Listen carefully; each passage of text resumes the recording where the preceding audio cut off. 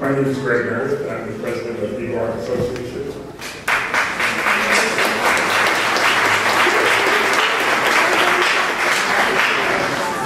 And on behalf of Terra, I'd like to take this opportunity to welcome you and thank you for attending this candidate forum. For over 25 years, Terra has worked here in the community of Eagle Rock to make Eagle Rock the best community that it can be.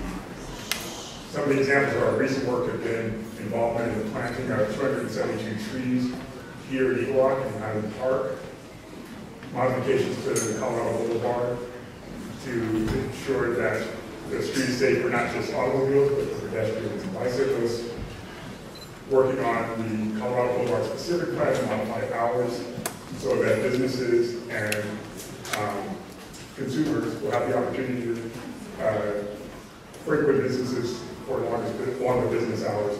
And finally,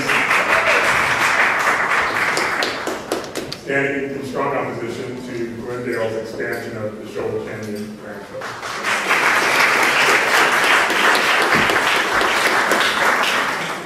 If you like our work and you want to support us, join us.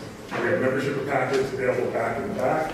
Feel free to pick one up and fill one out, or you can visit our website, terra9041.org, and sign up there. One of the other areas in which Terra works is in providing these candidate forums. We've historically done them, and we do it because we believe that it provides a service to the community. It allows you to interact with the candidates, and hopefully that will lead to a well-informed decision when you go to the ballot box and make better. Before I start, I'd like to acknowledge a couple of people who made this possible. I'd like to thank Brian Martinez at the Center for the Arts, Eagle Rock, for making this beautiful facility available.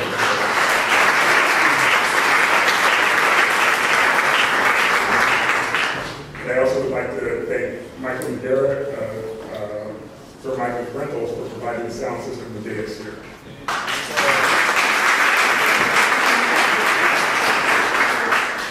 Tonight, you will hear from the candidates their views on issues that are pertinent to our community.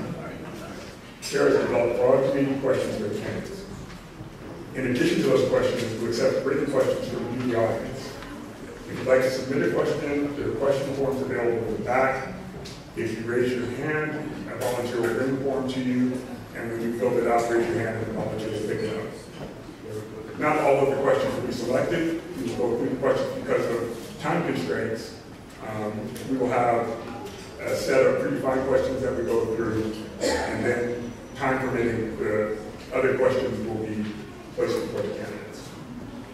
Finally, we all may agree or disagree on different candidate points of views, but we ask that you be respectful of the candidates, respect their answers, ask that you withhold your applause or outbursts, and to the candidates, we ask that you be respectful of each other.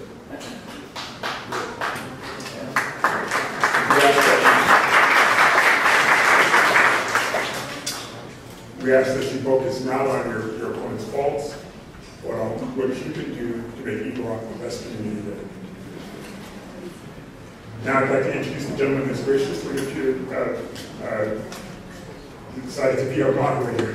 He's an Emmy Award-winning technology and social media reporter for NBC 4 Southern California. You can see weekdays on KNBC 4 News at noon, as well as 5 p.m. and 6 p.m. newscasts. He currently serves as president of the National Association of Family Journalists and is also secretary of Unity Journalists by University. He's a member of the National Lesbian Gay Journalists Association and the Native American Journalists Association. Please join me in welcoming Halloween.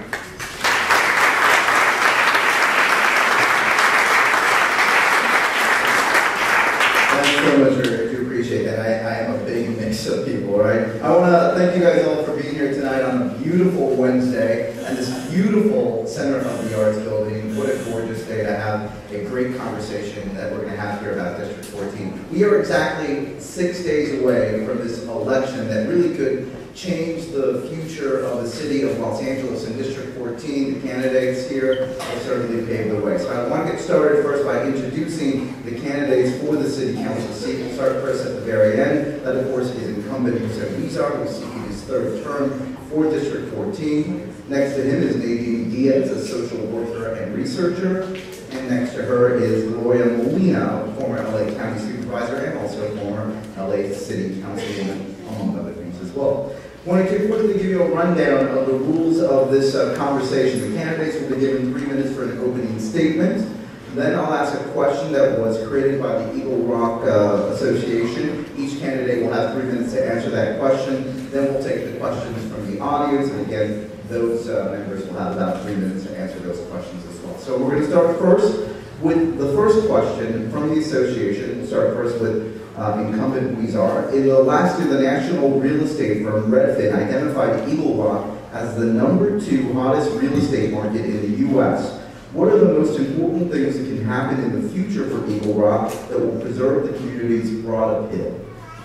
Well, thank you. And first, I want to thank Tara for being here tonight and hosting this. Tara not only hosts these debates, but also puts on the Councilmember 14's State of Eagle Rock address, which is a great way to get together with residents to talk about what is going on here. And secondly, I want to thank here Center for the Arts, a great organization that provides arts for our youth in local schools and continues to provide arts in our community, Eagle Rock. Thank you so much. And it's great partnering with you each year when we do the music festival, the City of LA's largest free outdoor music festival. It's right here in Eagle Rock.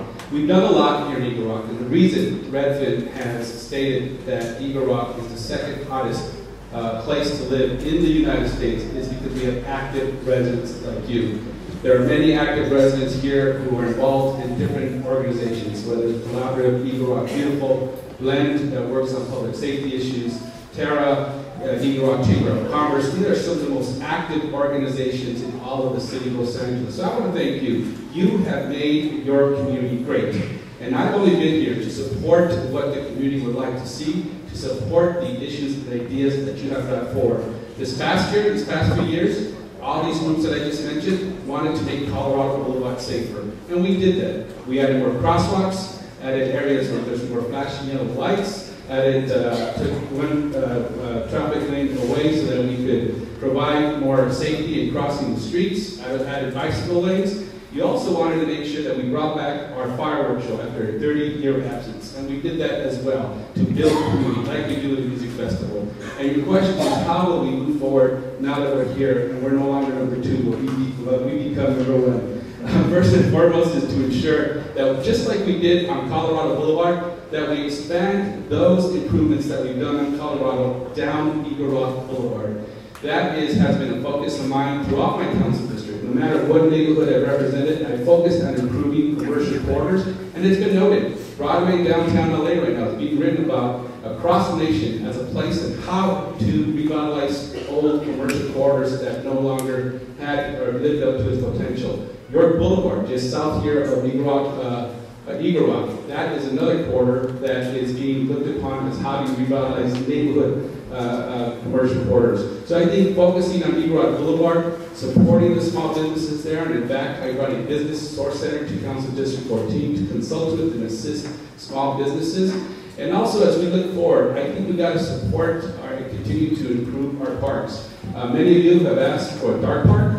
That's in the works. We will bring one here to Eagle Rock Park soon. It's under consideration by the Rector Parks. But also, as we look forward, I want to ensure that we keep moving forward with the low levels of crime that we haven't seen since the 1950s. We are living in some very good times here at Eagle Rock. We haven't seen these levels of crime since the 1950s. So I want to continue to partner with all of you to ensure that we continue to move forward. More importantly, I think overall, Eagle Rock has a reputation for having a small town feel in this large metropolitan area. We protected that over the years. When we were threatened by the over-proliferation of medical marijuana dispensaries, we worked together. And there was 20 of them just here on Colorado and Eagle Rock Boulevard. We worked together to push them back. We no longer have that. When we were threatened to have the Shoal Canyon expand, we brought that to the community's attention. I was following your lead. The city of Glendale is postponing that indefinitely. So those are the type of work that we've done together so that we protect the quality of life here at Eagle Rock, and we will continue to do that for the next 4 years and to keep that consistent leadership that we've had working together. If you look at the number of organizations that have been active and involved here in Eagle Rock, most of those leaders have endorsed my continued re-election so so that we can continue on the path we're on. I assure you, once I get reelected, we won't be number 2, but we will move up on Redfield's number 1 list. Thank you so much.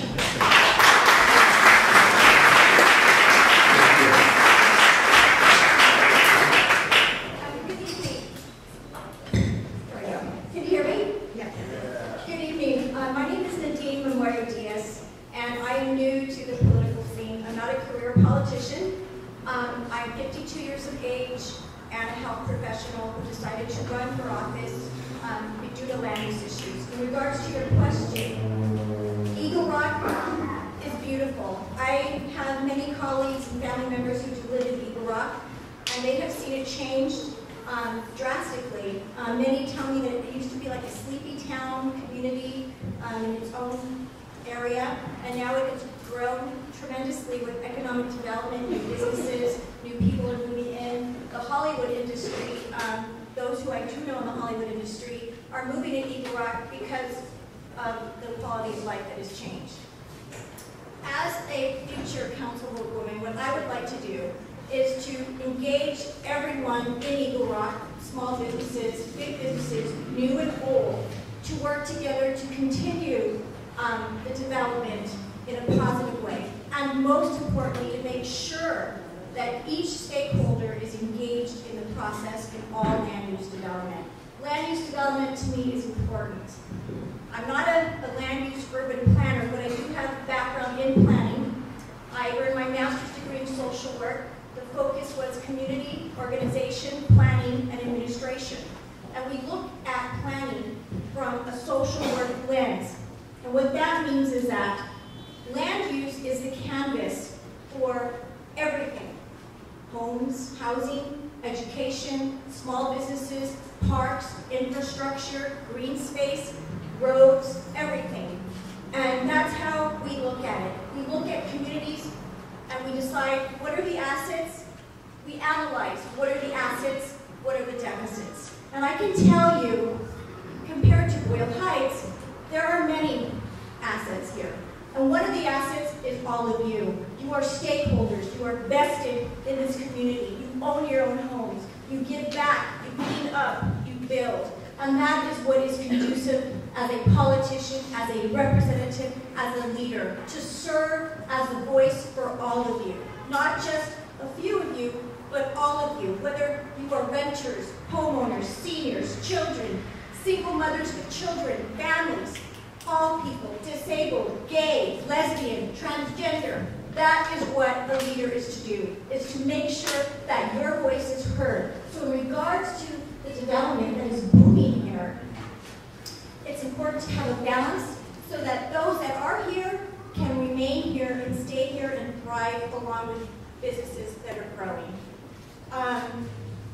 In a nutshell, again, I'm not a career politician, but I do believe this district is vast and wide with many different socioeconomic backgrounds and levels, and we have to look at each community and better it and make it stronger and more viable for everyone to live, whether they're rich, whether they're low, or whether they're poor. So that's what I would like to do, is to make sure to keep Eagle Rock vested and community participation engaged throughout the process. Thank you.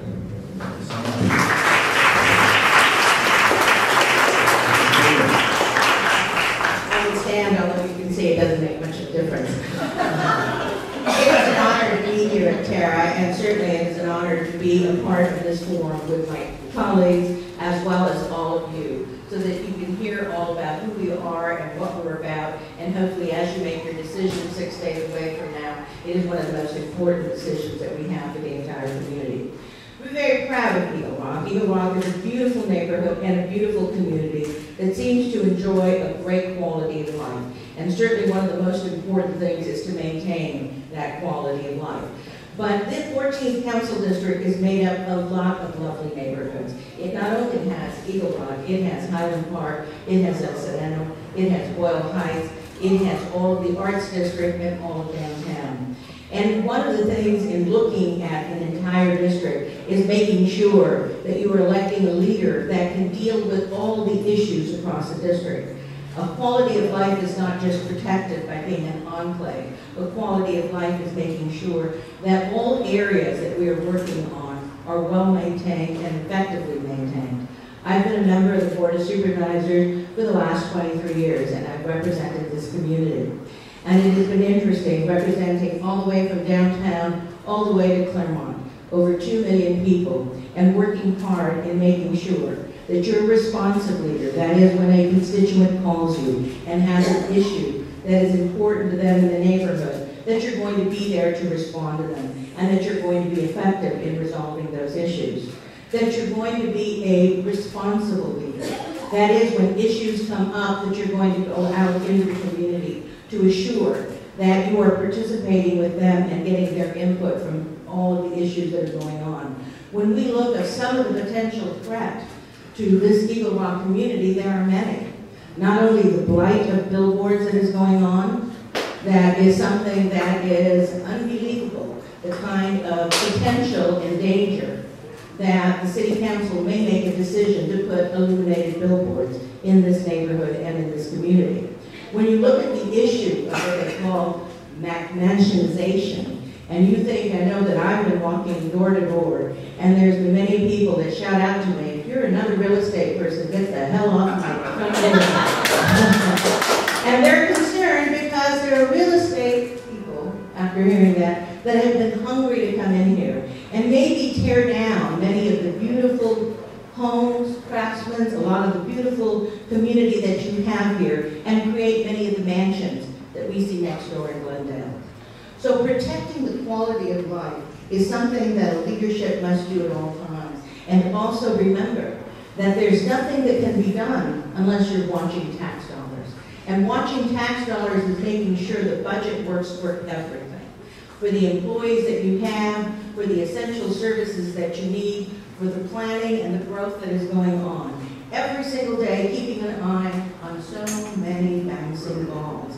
And at the same time, being there to respond to people when they have a question or a comment, and treating every single neighborhood as a little neighborhood that loves its own neighborhood, its own community, protecting the things that they want, and more importantly, trying to find those pathways to engage the community, to have a kind of civic involvement so that everybody is participating at all levels. And the only way you can do that is by setting a very high standard of representation, making sure that you represent the community with a kind of integrity and responsibility that all of us as elected officials, particularly for myself, who have been serving, I've been blessed with having these kinds of opportunities for a number of years, and I know what it takes to do it. My mother told me years ago that when you're in a position of this, and I as the oldest of 10, had to set the standard, and that standard must be high.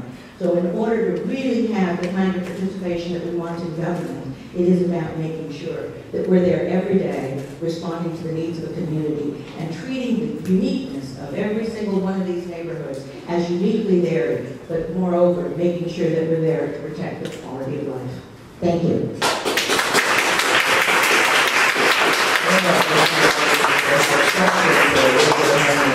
Paper to you, and then we can ask that question a little bit later on. You may want to follow up on some of their answers here tonight. Let's go on to question number 2. The number of homeless people in Los Angeles is a citywide problem. Many in Eagle Rock feel that their community is home to an unfair share of those who are homeless. Connection between the homeless population and crime has also been suggested. Do you agree with the large number of homeless that have chosen Eagle Rock as their home? How would you attempt to reduce that number of homeless on our streets? And we'll first start with me. Homelessness. It's an ongoing problem. It's not going to go away, and we are not going to end homelessness. And I know in Eagle Rock it is an issue. And it's not just Eagle Rock, but it's every community and every neighborhood in this district and throughout the city of Los Angeles and the county. I worked on Skid Row after I finished graduate school at USC. My friend said, why do you want to work on Skid Row? You can get a job anywhere. I had to, because I wanted to learn what it means to be around homeless people. And I can tell you, just from that experience, they're not all drug addicts, they're not all mentally ill. We have a combination and a variety of all types of people. Single mothers, veterans, senior citizens, disabled, women, men, all ages of all groups, even children. And there is something we can do. And the city of LA needs to work harder to provide a system of care and a treatment plan for all homeless people. Now, Eagle Rock, you're coming to Eagle Rock because one, it feels safer. I work in downtown LA at the California Hospital in the psych ward on the weekends. I see the homeless people from all walks of life throughout the entire city who end up on Skid Row, who go to the hospital, and some of them are patients that are from here. And they tell me, I lived on Skid Row, but I'm staying in Eagle Rock because I feel safe, my things are not stolen, the women tell me I'm not raped, and I feel safer there. But we have to do something. We really have to do something. And it's not going to take an Operation Sweep Cleaner to come down the street and clean the sidewalk.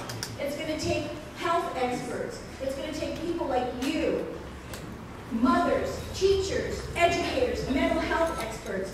I have a colleague in the back, Mr. Antonio Chapa, who is an MSW social worker, who went to SC, who works with the veterans on Skid Row. He would be a perfect person to include in this committee to work together for a plan to alleviate the homelessness. Now, Eagle Rock, I feel for you because it's happening everywhere.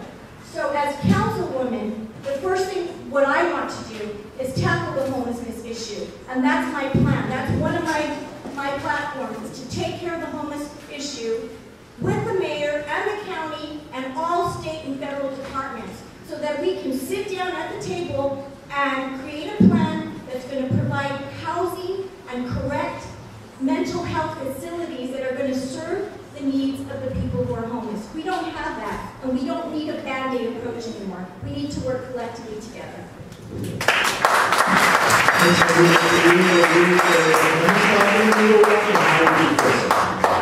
Again, there's a homeless problem across the city of Los Angeles and across the county as well.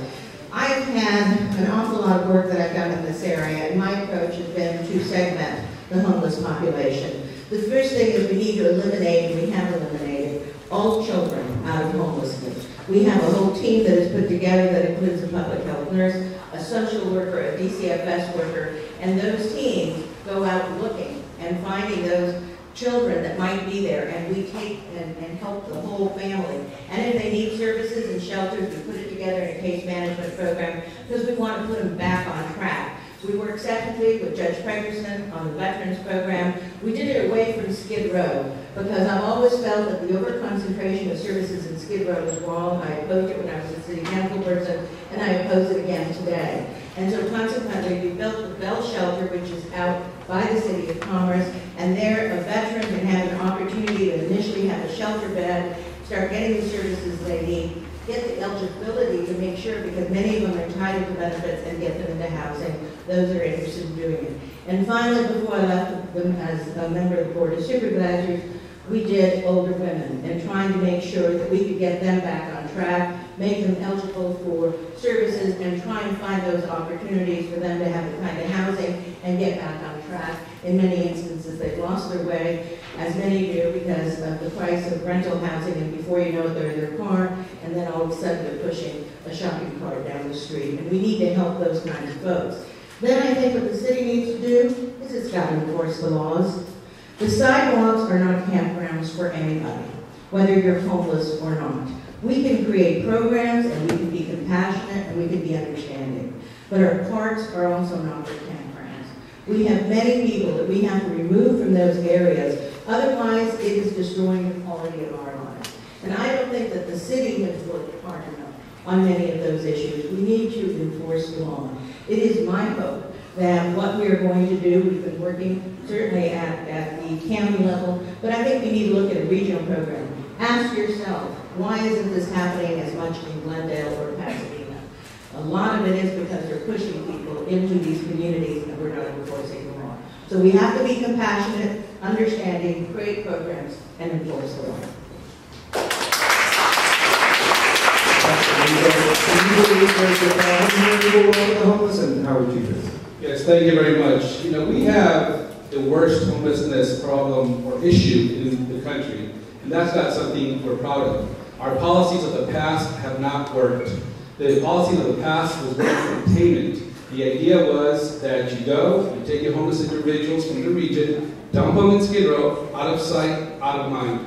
What has happened is that we have the largest concentration of homeless populations in Skid Row. That is no longer working. The county, who is primarily responsible, has created this policy, and they provide the majority of funding for the types of services that homeless individuals need. A majority of the homeless individuals need mental health services, but the county has failed to provide those types of services. The city is now dealing with the symptoms of a failed homelessness policy for decades. We are responsible for clean streets and safe streets. And now we've seen an overburdening of homeless throughout the region, not only in Skid Row. That policy is no longer working. Here in Northeast LA, again, because of active residents, you have formed a coalition that my office is supporting to identify the homeless in Eagle Rock and get them the support and help that they need. We are enlisting them in the Coordinated Entry System, CES, a system that tracks individuals, and figures out what types of services they need, and then puts them in these services.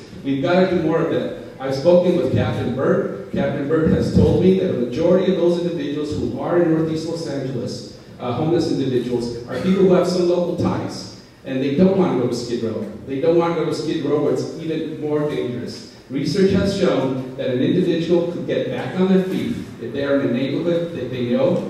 They could get a safety support network around them and get back on their feet. There, but for the grace of God go I. It could happen to any of us. And so we've got to do more to assist homeless individuals. Now, I propose that we do this once I'm re-elected. Number one, the city does not provide enough funding to clean up these encampments once they pop up. We are overburdened. We have 3 crews that go throughout the city. Some council members and I are working right now to propose in next year's budget, beginning in July, that we increase the number of crews who could go out and clean more of these encampments. Second, the city of LA is under a court order that we have to give notice before we have to clean up these encampments, and then go out several weeks later. We are now shortening that time so that we can do it quickly. But most importantly, we're doing something that I started on Skid Row. Before we clean up these encampments, we're actually getting county social service providers to go out and ask the people if they need help or assistance and enlist them in shelters, drug rehabilitation, or whatever it can be. My office is coordinating that effort in Skid Row after I asked the council and received $3.7 million. We're expanding that approach throughout the city because it was very successful there. So you will see less homeless individuals here in Northeast LA very soon. Thank you so much.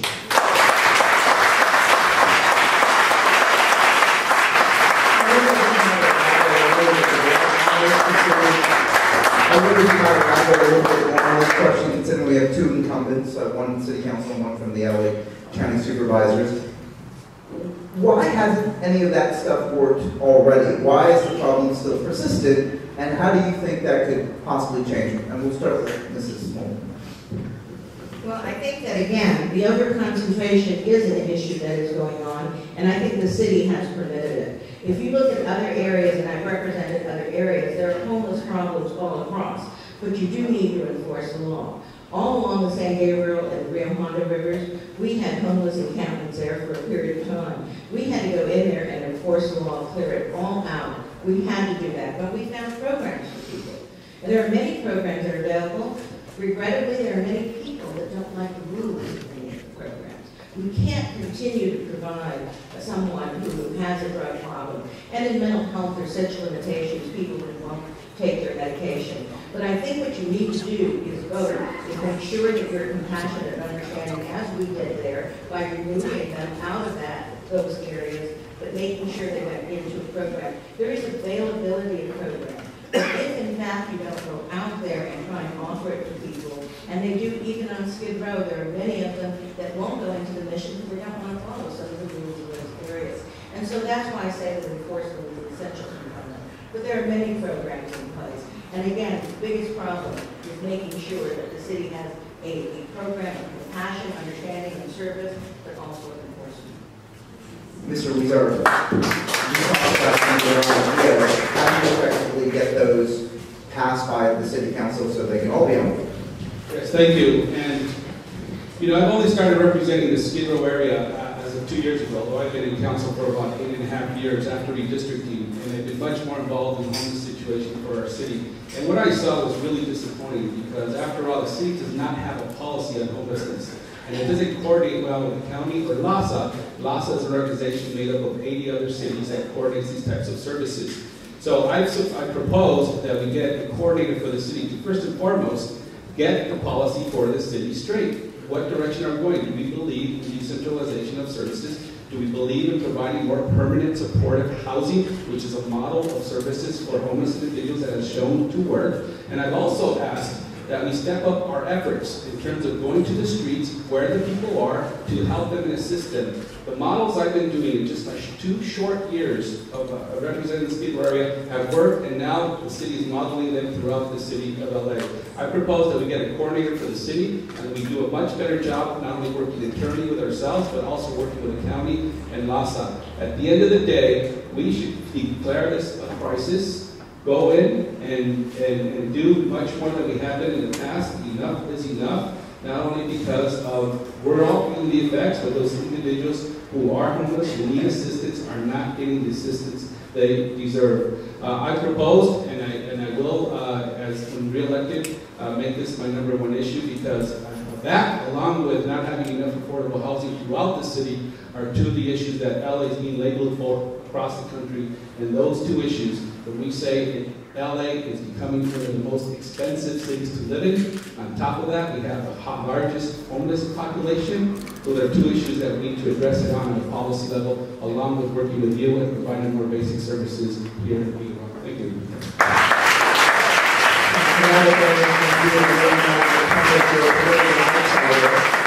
You're a political outsider, but in fairness, I'd like to get your response to their responses. Thank you so much. Back to when I worked on Skid Row, I was actually a committee member of the Skid Row Initiative, and that was during the time former Mayor Villalobos was in office. The Skid Row Initiative was a committee that consisted of health workers, social workers, doctors, nurses, people who actually work with homeless people. And Skid Row Initiative was to help the homeless on Skid Row in what do we do with them. And what was happening prior to Antonio Villalobos being mayor, when Richard Reardon was in office, the Loft district in downtown started to bloom, started to blossom. And people were moving into that area. And what triggered was that they did not want to open up their windows and look outside and see homeless people. So the Skid Row Initiative Committee wanted to address these issues and try to find a balance. But it was somewhat difficult in that we have a group of people who live in downtown who want a certain environment, and then there's also a group of people who are homeless. So what do? We have to look at both target populations. We have to figure out what is the best plan? And I agree with Ms. Molina. We cannot have all the homeless people concentrated in Skid Row. So we have to work together to create a treatment plan and a system of care for all different needs, whether they're veterans, drug addicts, mentally ill, families who are homeless. You cannot put all homeless people in one facility, one housing facility, and provide services. It's just not going to work. It's not going to work. So we need specific planned services for the homeless people. Thank you so much. We're going to move on now to customer inquiries from the association. Crime statistics have trended down in Eagle Rock for the last 10 years. Yet the frequency of crimes, especially auto thefts as well as home burglaries, remain uncomfortably high according to the association. Recognizing that LAPD does not have unlimited resources, what would you, beyond addressing the homeless issue, do to further reduce crime in our neighborhood here in Eagle Rock? We'll start first with Ms. Molina. Well, first of all, again, I don't believe that the crime is necessarily down. I think those are great statistics that LAPD likes to put out. But very frankly, I think we need to have more cops on our street. That's all we need. We need to make sure that that department is running effectively and efficiently to make sure that we have more control out with our communities. This community should be entitled, with the number of people that are here, to have its own patrol car that is managing all of this area. And it's again something that we should have accountability with. I don't know where the dollars are going, but that's one of the biggest problems that we have overall. We need to have a budget that's in control, so we are not making excuses to people that are in this community, whether it be Eagle Rock or Wild Heights or El Sereno. We need to make sure that we are protecting their public safety, and it goes back to the budget. Right now, there is such an interest in creating incentives to bring big business into downtown Los Angeles that they're creating legislation and ordinances to provide those incentives. They don't have to pay taxes. They don't have to pay a hotel tax. Those are the kind of incentives they're creating. Well, what happens with that is they bring in all of these workforces, they bring in all of these new residences, they don't pay those taxes, so guess who does? The rest of us have to share all of our tax dollars to provide those kinds of essential services, not only for LAPD, but for fire and other issues. So it's about it's an issue about managing the budget effectively to make sure that as this community is entitled to better patrol services, if they are here on a regular basis, if you know who your watch commander is, and you're working and the businesses work in concert, we can have the kind of community policing plan that everybody knows that there's a squad car that's out here on a regular basis. That allocation is something that everybody should worry about. But remember, that allocation is not going to work unless we're watching the budget, unless we're making sure that we're effective in how we're utilizing the taxpayer funds, and that we get to a point where we don't give everything away to the special interests, that we make those interests that want to do business here in LA to pay for those essential services. Otherwise, again, we cannot protect the quality of life that we have in our neighborhoods and our communities.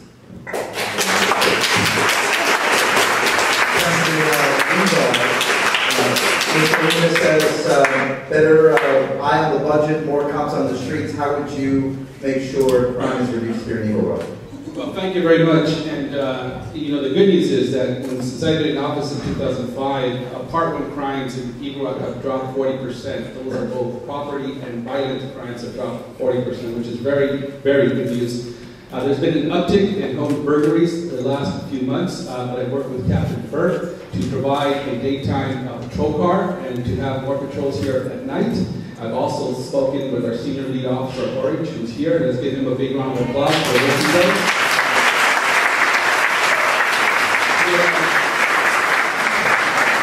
I've attended several neighborhood watch meetings to coordinate this response, and that's what's great about Eagle Rock. Whenever there is something that is not helpful to the community, we immediately respond, and now those are home burglaries have gone down for now. And that's the type of response we should do here in our local neighborhood. But overall, looking for the long term, I've been a proud supporter of making sure that we reach the 10,000 officers for LAPD. We were some of the biggest, largest under-policed city in the country. Over the last few years, we put more police on the street, which has helped reduce our crime. And here in Northeast Los Angeles, when I was first elected in 2005, I did an assessment of the area. I asked, where is there the most crime in Northeast Los Angeles in my district? And secondly, where are there youth services for our young people to have opportunities, positive things to do so they don't go into a life of crime? We found that it was in Highland Park.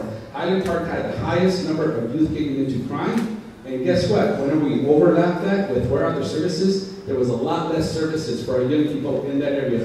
What did we do? We brought in Summer Night Lights program, a program that allowed Highland Park Rec Center to open up later in the summertime for allowing our young people to do something positive in the summer. And statistics show every summer since we brought that program in, crime around that park went down significantly.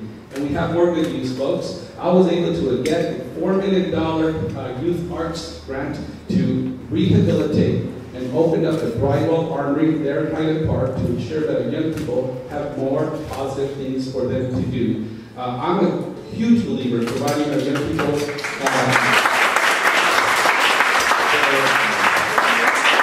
positive things to do. And here in Eagle Rock, we do not live in a bubble. What affects our neighboring neighborhoods, what affects our neighboring cities, affect us. And we've been looking at this holistically to how do we continue to reduce crime. It begins with the strong relationships we have with our senior lead officer and LAPD, and also Blend and other organizations who support LAPD. And not to end there, folks, at the end of 2015, Northeast Los Angeles will have a new police station. It will be completed by the end of this year. Thank you.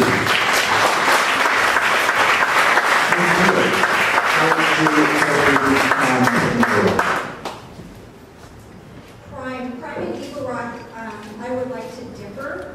According to the LA Times, February 10th, 2015, since the start of 2005, Chief Beck said violent crimes and property crimes are up 10% over the same period last year. So they have actually increased. And in Eagle Rock, specifically, your community, our community, the problem is there's an increase in transient population, bank robbery, burglaries of occupied residents, attempted carjacking, residential burglaries, vehicle break-ins, and grand theft autos. Our one Eagle Rock family of 4 abandoned their home fearing their welfare and safety after 5 criminal acts of vandalism and 2 arson attacks. What I will do as councilwoman to alleviate the crime in Eagle Rock. I want to go back to Chief Williams many years ago. Community policing. I think community policing is important. It's imperative. It engages the community. You, the community, are the voices and the ears of what is happening. And neighborhood watch programs are another viable thing that is important. So, in regards to decreasing the crime, again, we need to create a plan that engages and activates each and every one of them. Small businesses, human and health services, property owners, homeowners, all of you have to report and keep your eyes on the crime. That's important. You cannot turn the other cheek and say, oh, it's not happening. And this, compare and contrast. Boyle Heights, a lot of crime. And people are afraid to call and report because of that. So here, we have smart people here, just like Boyle Heights. We have higher incomes here. So we have people that are proactive and want to take care of the community. So, again, it goes back to community policing and neighborhood watch programs. And as councilwoman, the first thing I will do is create that plan so that every single neighborhood in this district has a number to call. It will be the Eagle Rock hotline. You call and report the crime to the city council's office. We document it, we put it in a database, we keep your names from anonymous, so no one here is targeted. That's what we have to do, and we work closely with LAPD and the Sheriff's Department, because sometimes they have to cross boundaries. They do. So that's what I would do. Again, I thank you for your time. So much. Well, thank you again. If you have a question and you have a candidate, please raise your hand. We'll get a slip to you, and then, of course, we'll get that question asked in just a short bit. Another question. This deals with beautiful Eagle Rock Boulevard. We all know how everybody loves Colorado, but often Eagle Rock Boulevard is the stepchild in terms of development, in terms of all the great stuff that we like. What would you do to support Eagle Rock Boulevard being host to greater development while respecting the small town quality of the road? And we'll start first with Councilman Reason. Well, actually, I would replicate what we did on Colorado Boulevard with our Take Back the Boulevard initiative, where it was a number of organizations that came to me and they said, we have this idea that we'd love to do for Colorado Boulevard. Colorado Boulevard is more of a highway, a lot of speeding cars.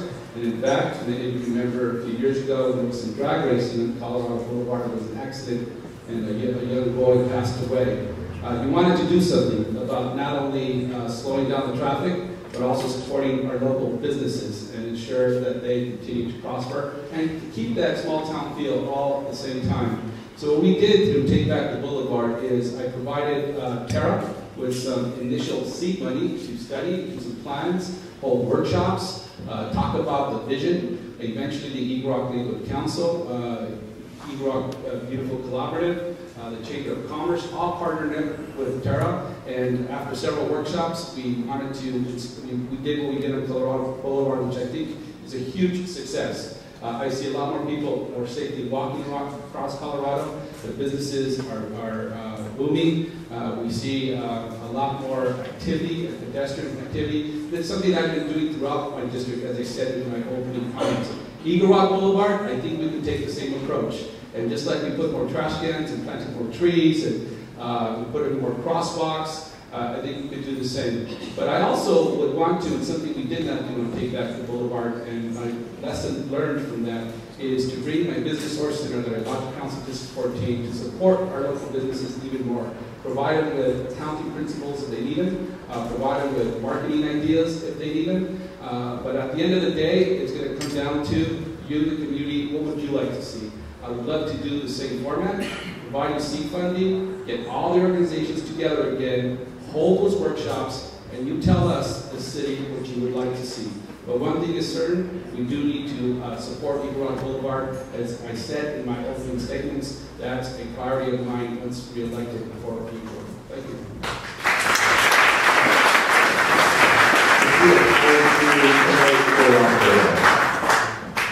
However, promote Eagle Rock Boulevard is go directly to the constituents who are already there.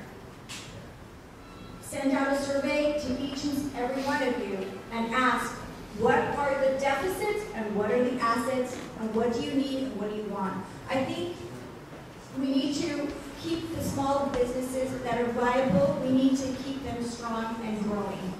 If they're historical, they've been around for a long time, make them landmarks. One on Colorado Boulevard, I think, is Columbus. It's been around for a long time.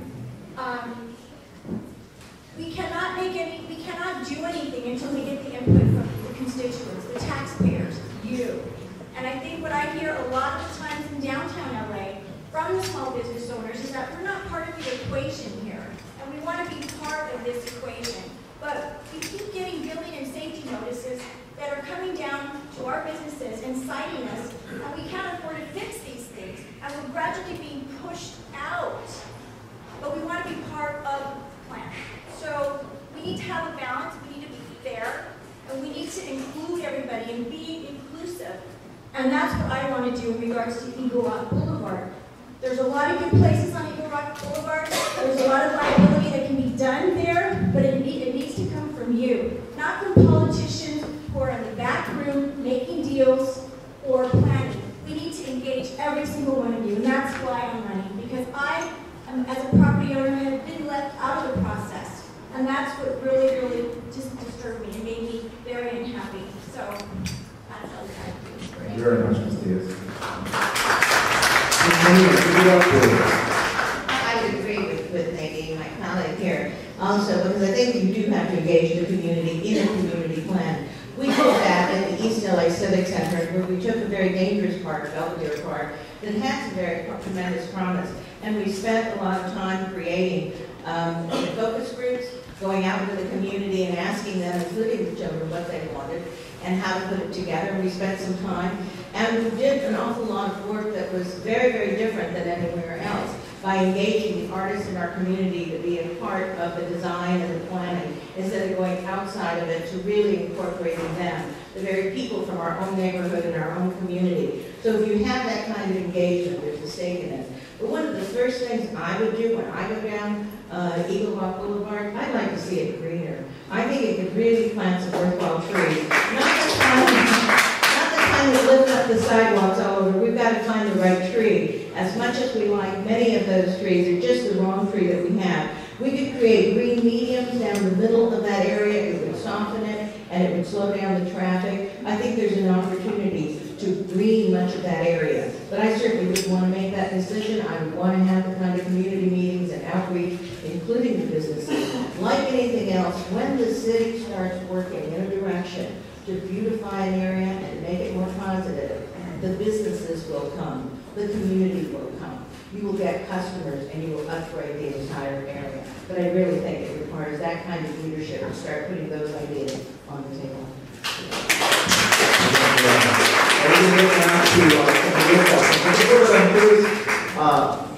Just because I am, what is your favorite restaurant or business on Eagle Rock Boulevard?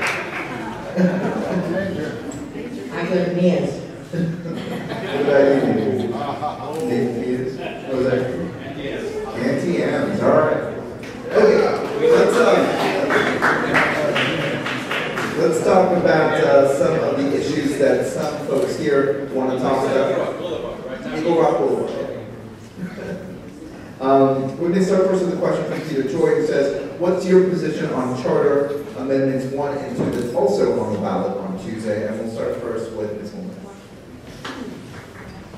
I am adamantly opposed to both of these motions. I feel strongly that if we pass those, we are creating total an industry for all of those slate mailers that are going to be arriving at your home.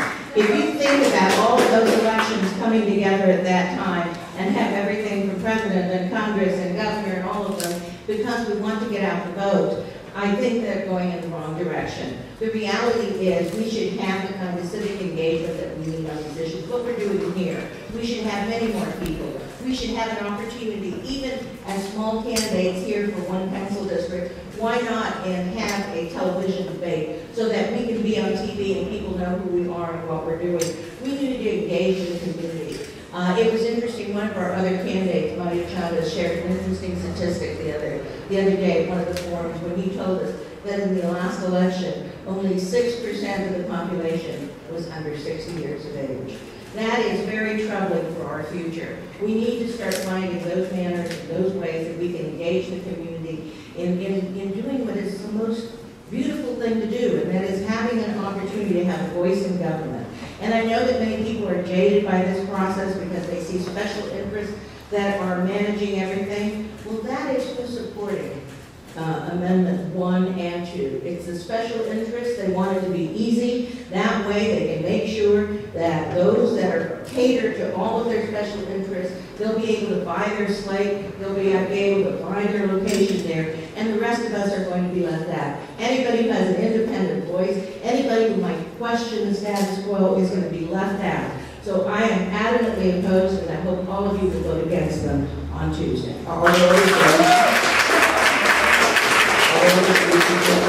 The fact that there's a low voter turnout when it comes to... Well, again, I don't have a problem with giving us a day off on election day. I think that that is one way that we could do it. I think the other thing is there has to be much more engagement.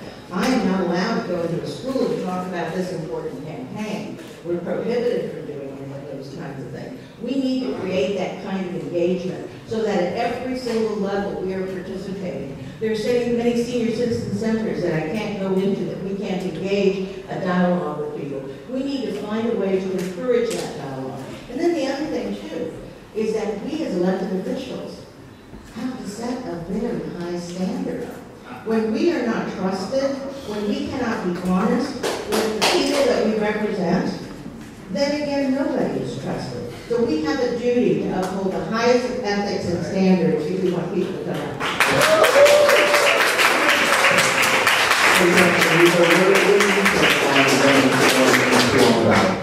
I support Charter Amendments 1 and 2. A few years ago, I put together a panel of public interest organizations such as Common Cause, League of Women Voters, Clean Money Campaign. They all endorsed at that time, through the Voter Bill of Rights that we created at that time, to have consolidated elections.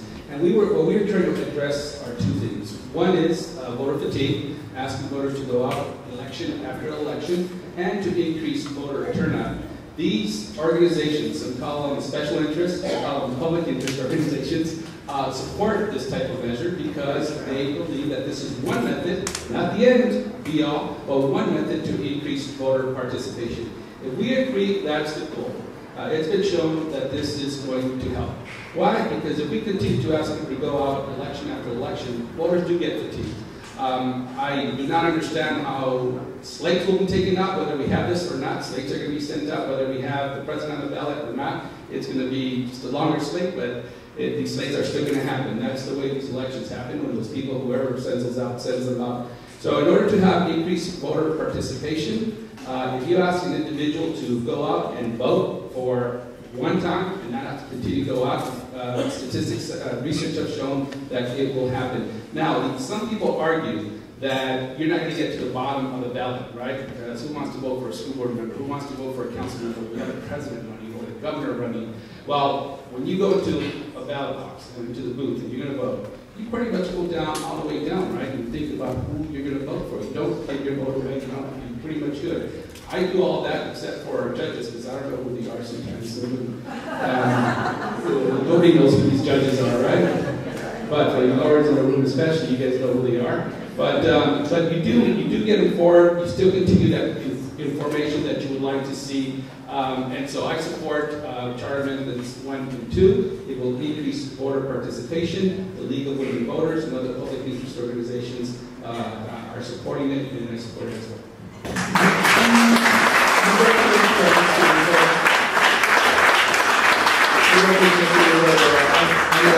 Ideas that might actually work better, maybe a Saturday voting day, maybe voting with different technology.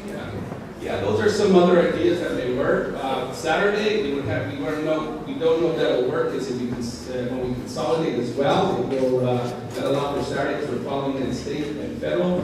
Also, keeping with new technology. A lot of folks don't trust new technology. These are all conversations that are happening, that are being discussed. At the end of the day, if our goal is to increase voter participation, this is one of other things we can do.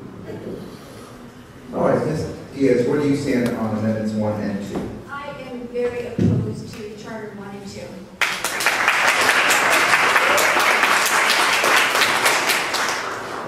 It is not going to increase voter turnout. As it is, it's extremely low now. So supporting Charter 1 and 2 will only support special interests, big business, corporations that are running politics in this country at the state level and the local level. I ran because I decided we needed change, and my issues were not getting addressed or taken care of. And that's basically the temperature out there with the other constituents as well.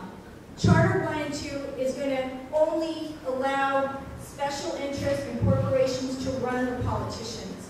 I'm not backed by corporations. I'm not backed by big money. I took out $18,000 of my own money to run for city council. I'm backed by constituents, by voters, by small businesses, by pastors who pray for me that this election will run smoothly and we will get somebody in there who's actually going to represent the people of the community. Charter 1 and 2 will only exclude people from the process because as it is, you're going to mix local and state elections together. It's confusing as it is for them to become more informed. So this is not a good thing. It's a bad thing. And it's not going to help any of us. We need to go back to the basics. I used to teach citizenship many years ago. I'm 52. At the age of 25, I was teaching citizenship at El Rescate, at Chirla, at Catholic Charities. It was empowering for me to help someone become part of the system and to get educated to vote and have their voice heard. That's what government, that's what our elected leaders need to be doing so that they can feel part of the process and be engaged in the process. And Charter 1 and 2, in supporting that, is going to take that out of the equation. It truly is.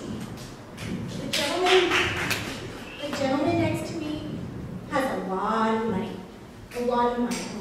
And a lot of money, I don't know if all of you donated to his campaign, but again, we should put a cap, we should have campaign finance reform on. We need a campaign finance reform on local, state, and federal elections so that it is a fair playing field. $50,000 for LA City Council, that's the cap. So that we get off our cedars and we walk and we talk and we listen to the people and what their needs are and what they want done. Because as it is, folks, if you want the same thing that you've had all these years, continue with the same plan.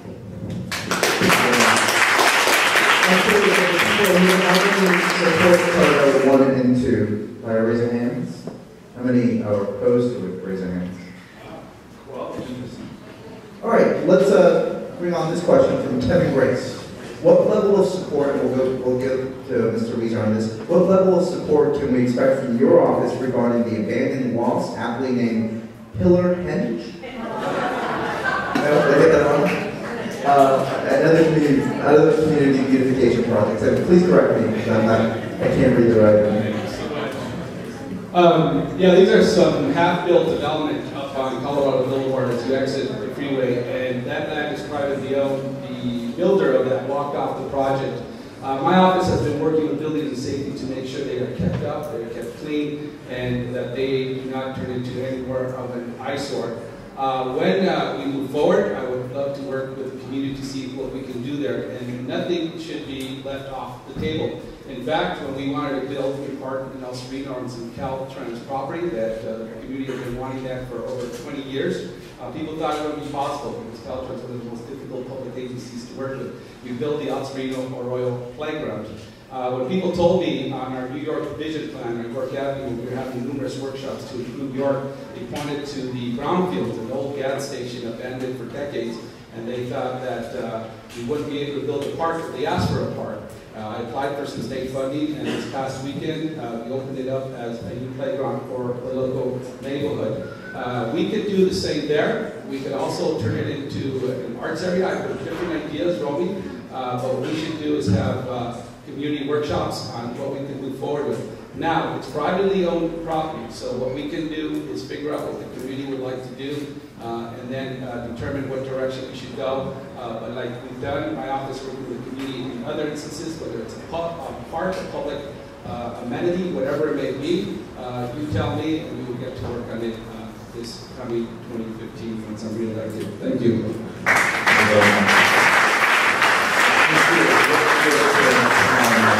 This particular project and also beautification in the district.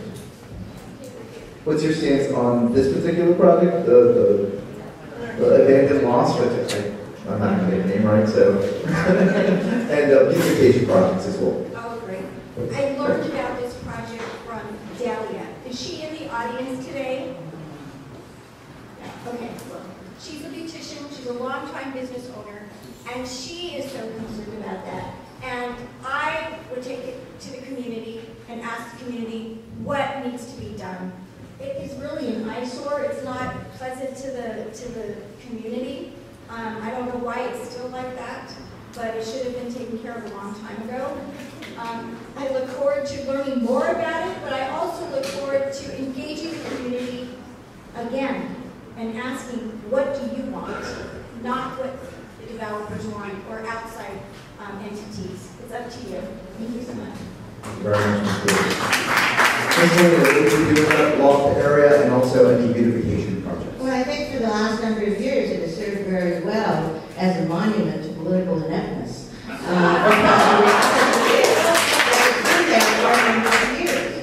And I don't know who permitted it in the first place and why it hasn't come down and why there hasn't been stronger lawsuits and somebody battling every day in court in holding whoever did that responsible. I don't know that I could just go in there and tear it down, which is what I'd like to do, including the little birdie that sits up on top. But the problem is, I don't know how they destabilize that entire hillside. I think that is the danger. And that is what happens when you start cutting deals with developers that have such a great idea of how to bring businesses and community, and they aren't reputable. You end up with an eyesore as you have here. I think it is about failed leadership. It is a monument today, but I think that we're going to have to put the heat on our city lawyers to find a way that we're going to not only get that down, but make sure that the owners of that are going to be able to stabilize that hill, because it looks like without those pillars standing there, that whole hillside might come down. Like I said, I think it's a tremendous monument to political ineptness.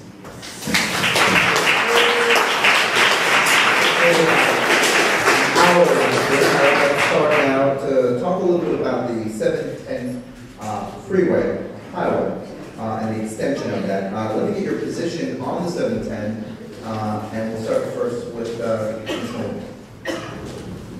Well, I just heard that finally, at the end of this month, they're going to come up with the final report on the 710 freeway tunnel options. This is, of course, something that's been a battle, a political battle, I guess, since the mid-50s, 60s. Every so often it comes up on a regular basis. It is regrettable that they didn't connect those freeways way back then. There wasn't the political courage to do it then, and there probably isn't the political courage to do it today. But during various options that have been presented, at least should have been studied. And I know I supported that a study be done to find out what would be an effective study. Regrettably, what is going on as well, that the potential of probably the least of the situation to try and find that answer is probably the most expensive. And I don't think that at the end of the day, there's ever going to be the money, probably in our collective lifetimes, to really put that in place. So regrettably, it should be studied, it should be understood, but I don't think we're ever going to get the kinds of dollars that we're going to need. So what do you do in the meantime? You have to come up with another solution. Instead of creating battlefronts, as this 710 has been doing for a number of years, we've got to start finding solutions to get that truck traffic off of the freeways.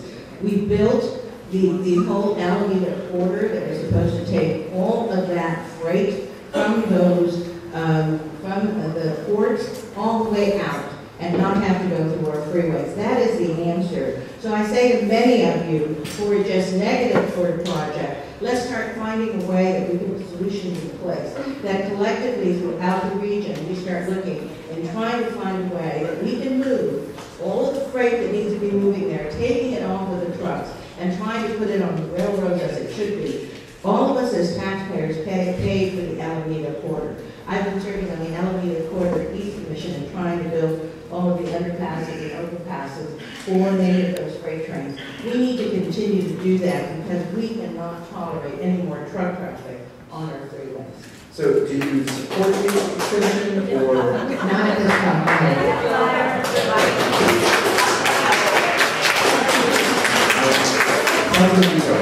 Where do you stand on the 710? I've been in adamant opposed to the 710 freeway.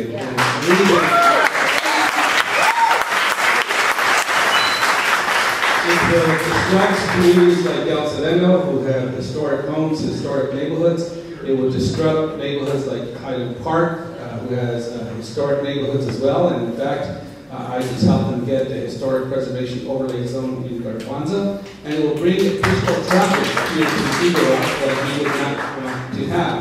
I've actually introduced a motion which was seconded by then Councilmember Eric Garcetti, which made it the city's official position that we opposed the extension of the 710. We also, when I was on the Metro board, when Mayor Aragosa appointed me to be on that board, I was only one of another board member who voted against moving forward with the environmental impact report. The other member was Jerry from City of Glendale.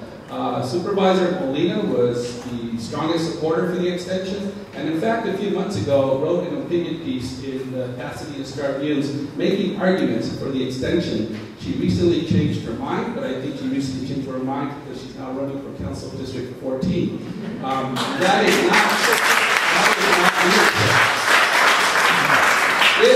if you are opposed, if you want to build something, make your case and say why. But now, she mentions she wants to study it. She's had 20 years to study it. I'm not trying to be facetious and funny, and no disrespect to Ms. Molina, but this is a serious matter that whoever is elected to this council seat will lead either the charge for or against this freeway, and I'm adamantly opposed that this is not the right way to go for the region. I'm a huge proponent of public transportation, a believer in complete streets, multimodal transportation where you believe in support and prioritize and right into the 21st century when we are in the critical time for the city of LA, and every once in a while a great city like LA gets to ask itself, where are we going from here? What's our new identity? It's happening right now. And the way we're going, where are we going? Is multimodal transportation and support more public transportation. Instead of supporting a tunnel that's going to be a boondoggle of billions of dollars of waste for a few lanes and more disruption to our communities, I propose that we extend the light rail gold line from East LA to Cal State LA, which is scheduled to grow, and then you provide the prosecuting and prioritize transportation.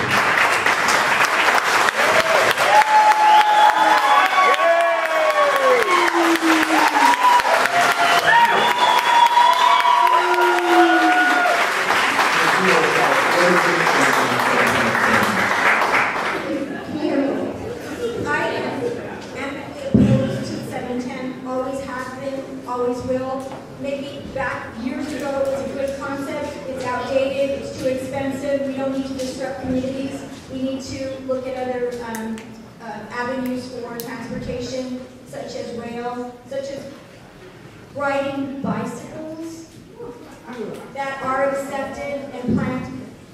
I see head shaking. Bicycles only if the community is engaged in the process. I'm a bike rider. Oh my gosh.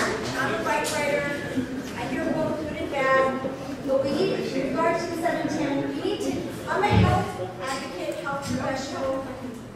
We need to get up. We need to move. We need to really move. And we need to start walking more and riding more. It's okay to drive now and then, but the 710 is an old plan that needs to go away. Thank you. For one last question before we have closing statements, this comes from Don Ward. This is about Eagle Rock specifically. Businesses in neighborhoods benefit with safety measures that protect pedestrian activity all over the city. What will you do to continue to protect pedestrians and also bicyclists? And we'll start first with Councilman Weezer. Well, thank you very much. I'm very proud to have earned the noted Street Seal Award by Streets Club, which is an organization that follows those individuals who support more pedestrian activity in the streets, more bicycle, more multimodal forms of transportation. And every part of my district, we've been doing it. I'm very proud that here in Highland Park, we have the city's first bike corral. And let me tell you, when it was a matter of proposing that to the Department of Transportation, they said, do not take an inch of my street. But we were the first to propose it and move that forward. And Highland Park also has the city's very first parklet, which allows more pedestrian activity. People gather, support businesses, and we've seen that right there on that parklet. Now, these types of programs, now with the People Speak program in the Department of Transportation, it's easier now throughout the city to implement these types of programs. And what I would like to do here in Eagle Rock specifically is, now that we've calmed traffic down on Colorado Boulevard, now that we do have more pedestrian activity, we need to enhance the street as well. What we've done in Huntington Drive and on Sorrento, for example, we put bullouts from the sidewalks to make it easier for people to cross. We did that in a couple of places here.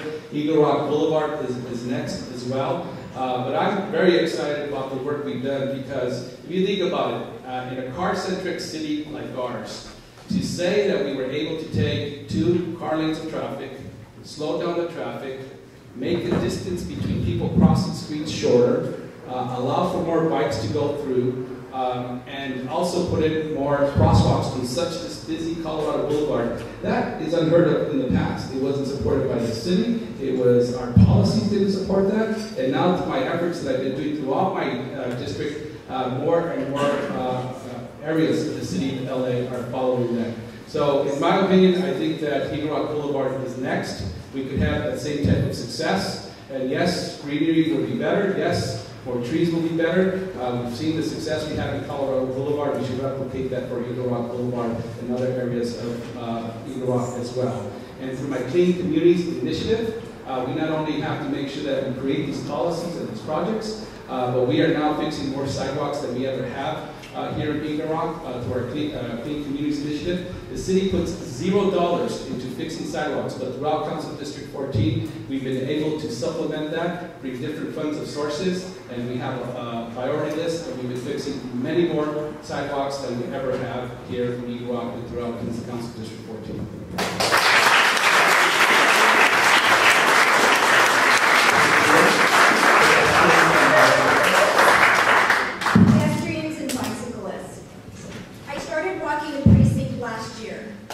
Learn about the needs of the community. And specifically in Eagle Rock, I started knocking on every single business and some of the residents. We started asking them what their opinion was about bicycle riding. Many of them said that we wanted to be part of the process. There were some meetings, but the notification wasn't as good as it should be.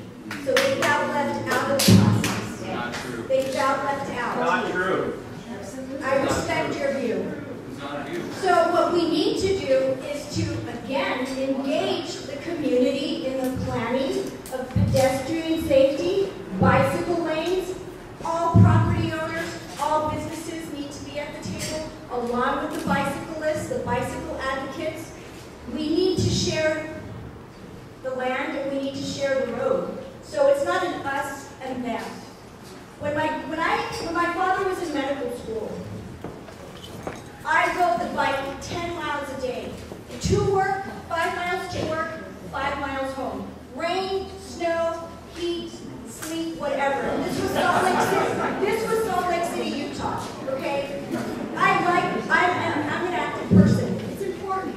But when it comes to equalizing the community and pedestrian safety, that deals with our families, our children, our businesses, our patrons who come here, who spend their money and bring their tax dollars to us.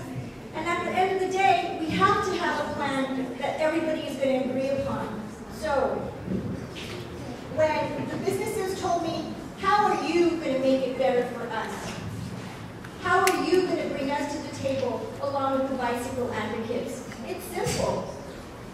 We need to talk. Communication is the best vehicle to come to a conclusion. We may not always agree, but we can work together. So I am also supported by street blogs because of what I wrote in the survey. And I think it's important, but what I don't want to do is to have an us and them fight over this. It's not healthy, it's not conducive, it's not right. So at the end of the day, we need to protect our pedestrians, our families, our seniors, our disabled, our children, our bicyclists, our people, and the people who drive. We need to protect them too. And we also need to keep our businesses open with people who want to come and visit and pay and spend their money. Thank you very much.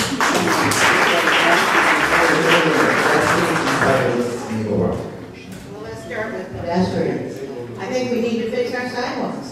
It is amazing walking through this neighborhoods and all of the neighborhoods and all the buckled sidewalks that we have, and that has been happening for years. And when you finally get the attention of the council office, they come over and they slap some tar on it and call it a day. That is not correct.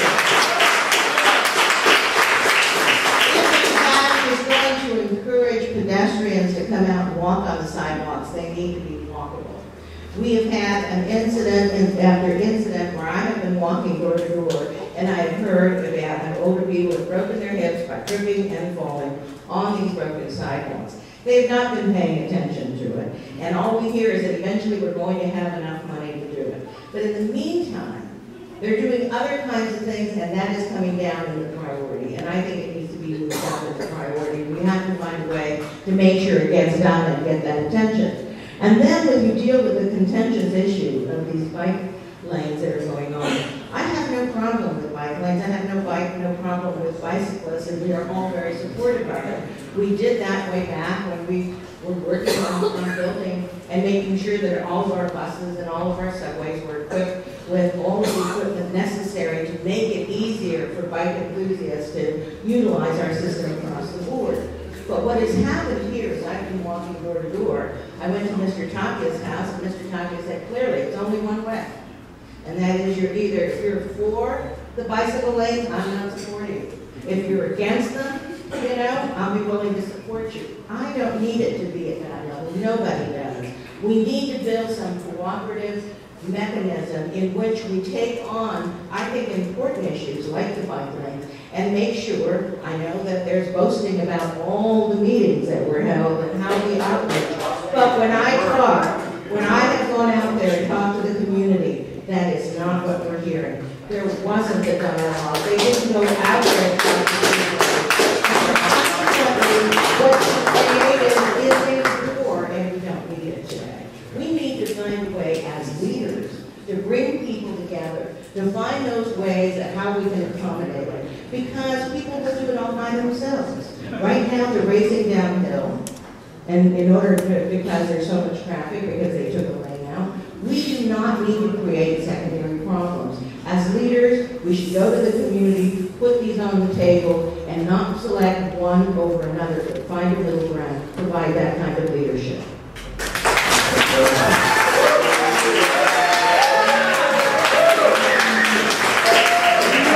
your time. So before we get to closing arguments, I want to talk about closing statements. I want to ask a couple of questions about some of the accusations, I guess, that have been made. We'll start first with Ms. Molina. City Councilman Huizar said you reversed your position on 710 because you decided to run for this district. What's your take on that? Well, very frankly, right from the very beginning, I have always been in favor of studying issues and getting a clear understanding. And I really believe that I live in a community that's beyond my own neighborhood. I believe in a regional approach, and I've always done it. One of the biggest problems on the city council is everybody says, just take care of me, and we all trade off for each other, and we're not dealing with the larger issues. There has not been money to study the various options for the 710. And when there was Measure R money available, I certainly wanted to make sure that there was a study that was put in there. I still want to find that way. I have been talking to people, and I think the tunnel could be an option.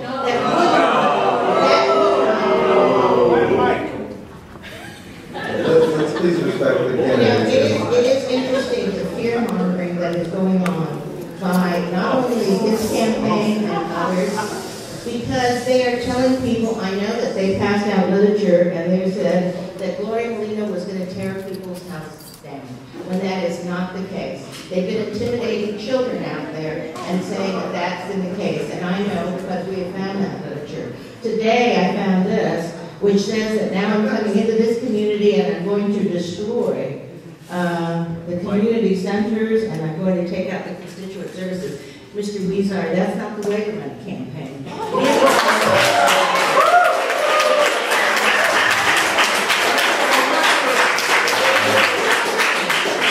I passed that out. Facts and studying the facts. And Mr. Huizar might walk around and pretend that things don't live or are out there, but the reality is we must study them. We should look at regional options. But I understand and recognize clearly, because I've talked to enough members of Congress, I've talked to enough legislators to know that in our lifetime, we're not going to have the kind of money to build an option like that. That is why there's no need to discuss it. It's not an issue necessarily. I'd like to see the study carried out. I would like to see us all come together and be smart people and listen to facts. Those that choose not to listen to facts have their own personal problems. But I think that a good leader provides facts, gets information out there, and looks at options so that people can make their own decision as well.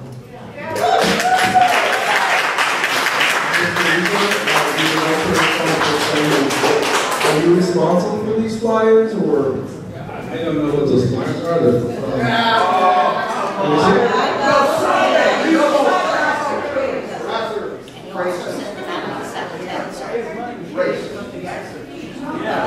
I passed it out. I passed it out.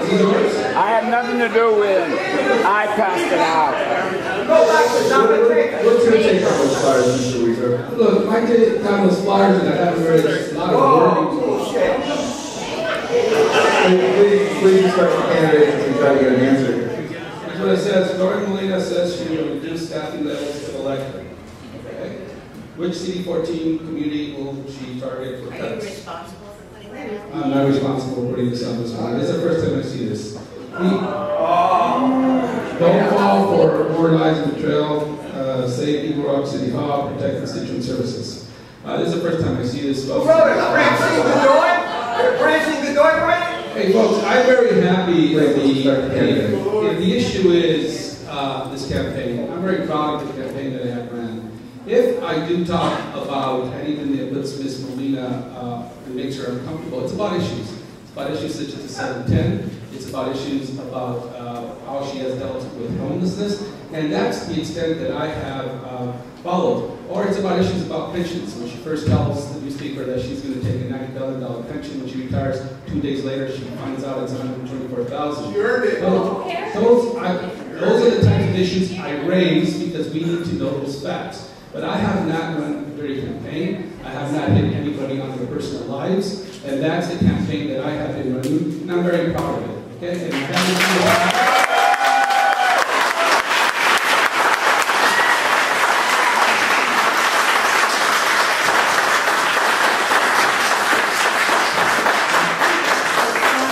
haven't seen this flyer, but you know, it comes down to whether you're, you know, whoever put out that flyer you could ask them. A gentleman here says taking credit for it. You should talk to him, Ms. Molina. But you know what? When we talk about all those other issues that have been raised, it does muddy up the conversation that needs to happen. It does muddy up the conversation about whether you feel that you are much better off today than you were 8 years ago. It does muddy up the bother whether how we're going to continue to improve our neighborhoods. What are we going to do about our young people in the neighborhood? What are our different visions about how to do that? I'm very proud of my record of what I did in the past, and I'm very proud of my record in terms of what I'm going to do in the future for this district. And that's what I've been talking about in this campaign. One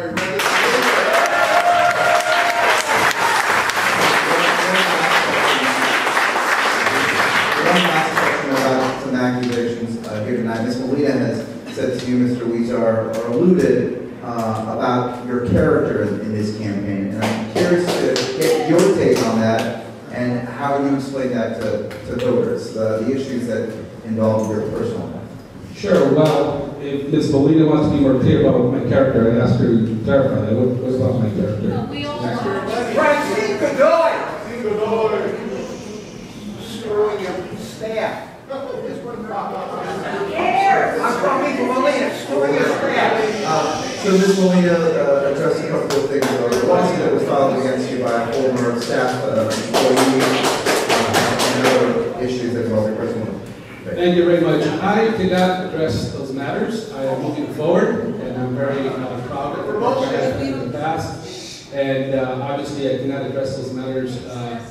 The matter was dismissed, and there was no city funding paid. I should move forward and get the work done that I have always wanted to do, and that I continue to do. Thank you very much.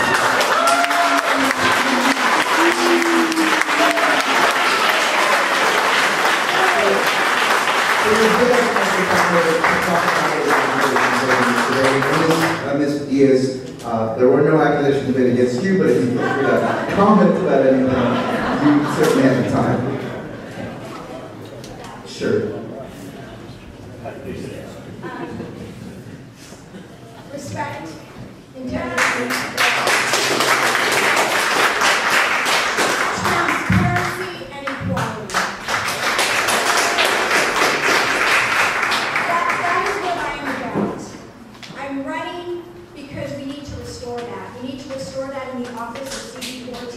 And we need to do it now.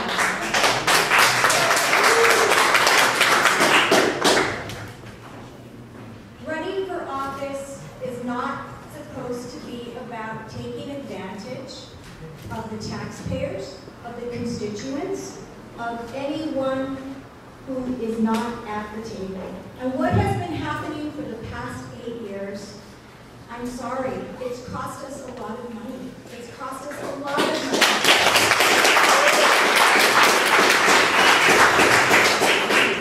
If it was any other job but this one, that's okay. I don't care what people do on their personal time. I really don't care. It's their business. It's their families they have to answer to. It's their children's eyes they have to look into at night when they come home. I don't care what you do on your personal time. But when it comes to government and you're representing me and you're representing my neighbors and my constituents and our tax dollars are paying your salaries plus your staff salaries, we have to analyze this and evaluate this. Is this morally right?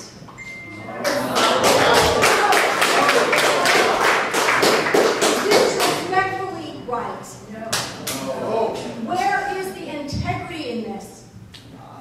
I'm running because we need new leadership. We need a fresh start. We need a person who's an innovative thinker, who thinks out of the box, who's not backed by large lumps of money from out-of-state developers. I'm running to restore the moral compass that is long gone in that office.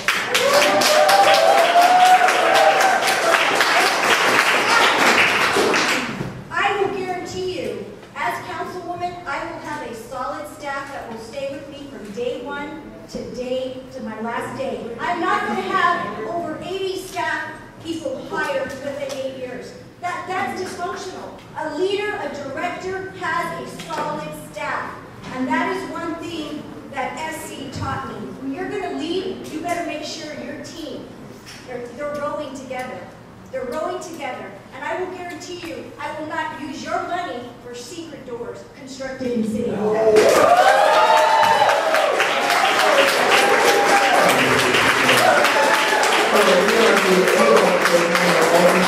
Arguments for a closing statement, and we're going to start back with Ms. Mooney. Well, thank you very much. It's been an honor to be here and participate in this forum. I hope it's been helpful.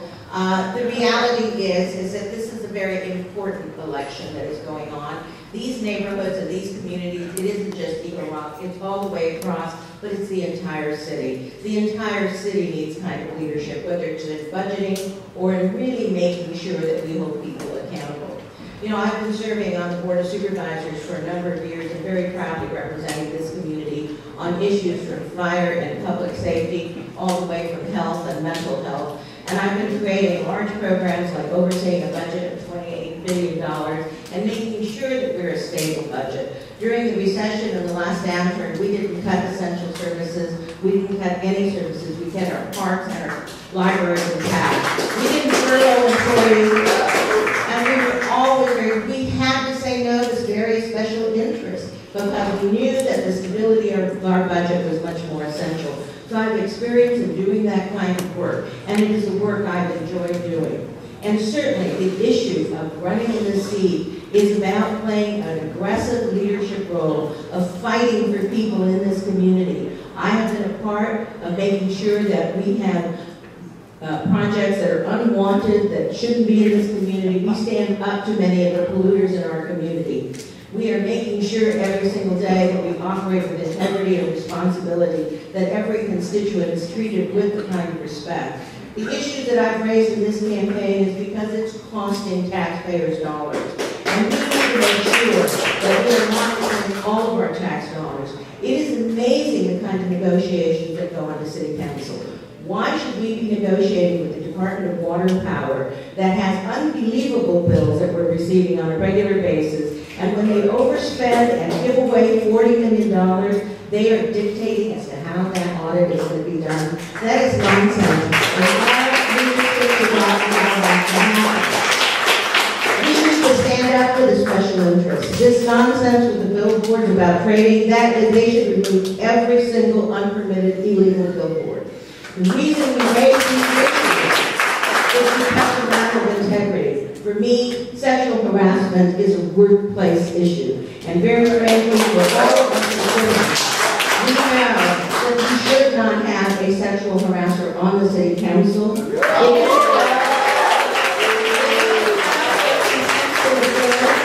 is about violating the law.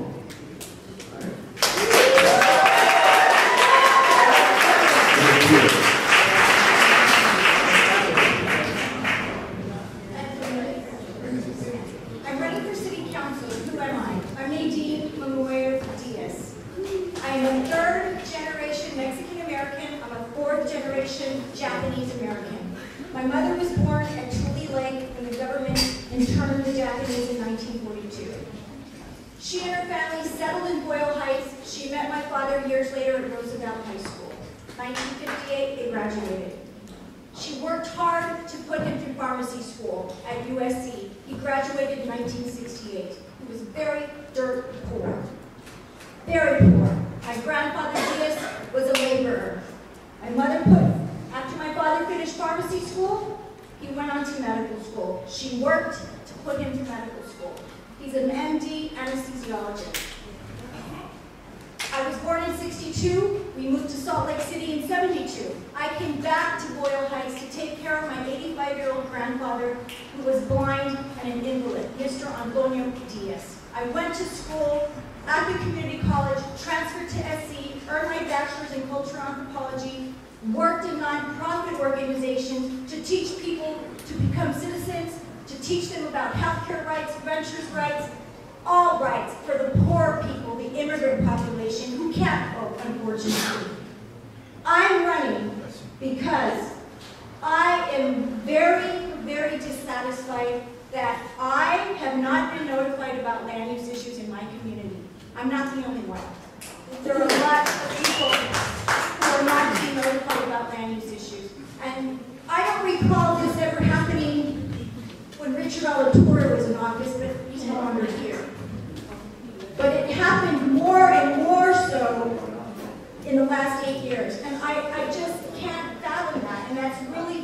for me.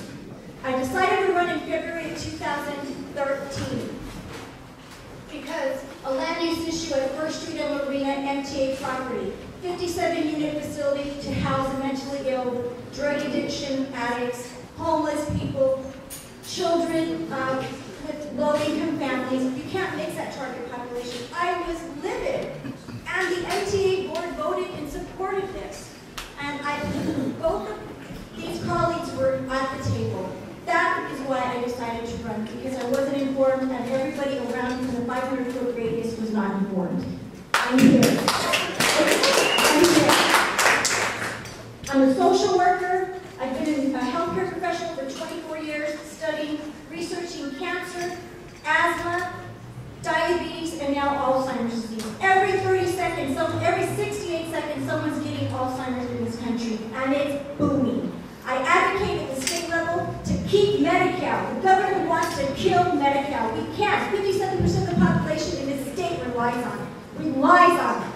I am running because we need leadership, we need transparency, a moral compass, we need an asset, not a liability. I am backed by the NOW organization, National Organization for Women, National Association for Social Workers, Bring Home Hollywood Foundation, and also the USC Society of Women, and LACBC. They're nonprofits, they supported me because I filled out their questionnaire.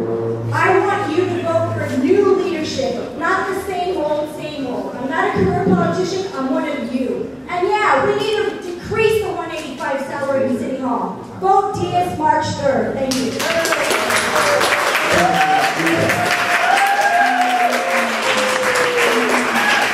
Thank you very much. And again, I want to thank Tara for putting this together. This is great that we continue to have these dialogues so that the voters and the people of Eagle Rock decide for themselves who they think will be the best candidate to lead us in the next 4 years and be their liaison to City Hall. You know, I start off by saying that we live in a small time, we have a small time to feel here in a large metropolitan area. Sometimes City Hall may seem distant away. It may seem like they're on the other side of town. But the reality is, working with you in my office and my hardworking staff who are here, many of them who live in our neighborhoods, we've been able to make that distance seem a lot smaller. I'm very proud to have done a lot of things here with you in the past few years. And I ask you, you know, if you had put down what types of indicators you think we have a good quality of life, all those indicators have been improving here in Eagle Rock, whether it's crime, whether it's increase of public open space, improvements to parks, improvements to our commercial quarters. All these things, if you look at the improvements to small businesses and the activity you see there, all these things have been improving. But it's only been improving because we have active people like you. I was very happy that when we put our minds together, thinking about what type of future Eagle Rock should have, we've been getting there. When Vons proposed a mini mall, 80s style, many of you called my office, we worked with them, and now we have something that's more in character here with Eagle Rock. When there was a proposal to build on our hillsides here, a huge banquet hall, you came to me and you said, let's work on this. That's not the type of thing we want to see. It would destroy our hillsides. We stopped that development. Those of you involved, those of you who are active, you know that whenever a proposal or any change is made to our office sends them to you first. I take your lead. Whenever there's development, change, you are the ones that we send them to the Eagle Rock Neighborhood Council here, and all the other organizations that are involved have been advising my office on how to move forward. Last but not least, there were some very strong accusations made here. Everybody's blood pressure went up. That's not the Eagle Rock I know. The Eagle Rock I know is one of dialogue, one of constructive conversation, one about respecting one another about how to move forward. That's the type of person I am. That's the type of campaign I run. And that's what I hope that we will continue to do after my 4 years. Ms. Molina is a very good politician. She knows how to throw those sharp words that excite people. She knows how to make people angry about things. But at the end of the day, ask yourself, are we better off than we were in the last 8 years? And I would say yes. And we got to continue to move forward.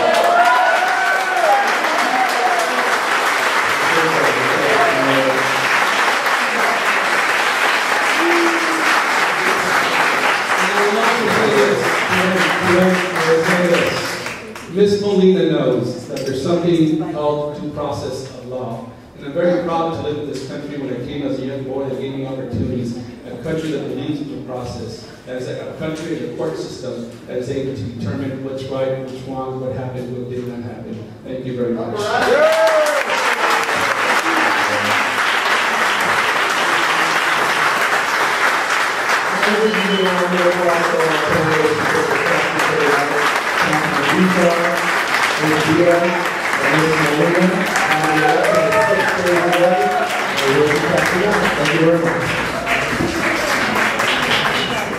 I want to put in hand for Howell